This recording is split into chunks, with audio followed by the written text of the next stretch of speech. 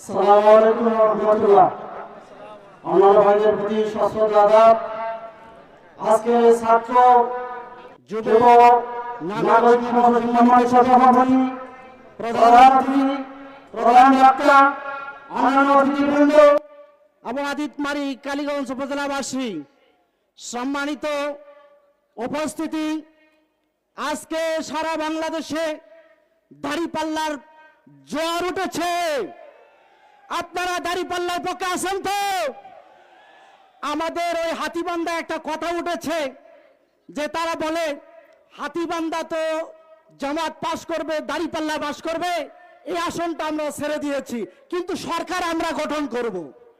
কালীগঞ্জ যখন আমি এসেছি, কালীগঞ্জে বলে এখানে ভাই ভাই এখানে অনুষ্ঠান পাচ্ছে না, এই আসন জামাত পড়ে, কিন্তু সরকার আমরা গঠন করব।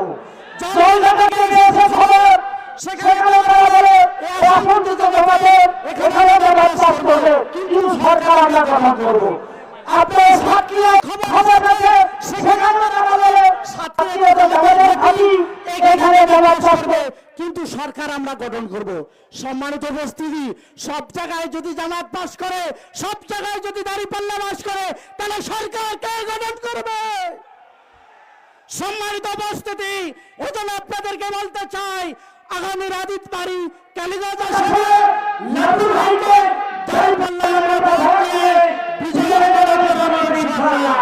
আরেকটি কথা বলতে চাই, যুবকদেরকে যুবকরা এই ফ্যাসিস্টকে রক্ত করেছে, রক্ত দিয়েছে, স্বাধীন হয়েছে, আর যারা সেন্টারে গেলে আমরা তাদের হাত পা ভেঙে দেব।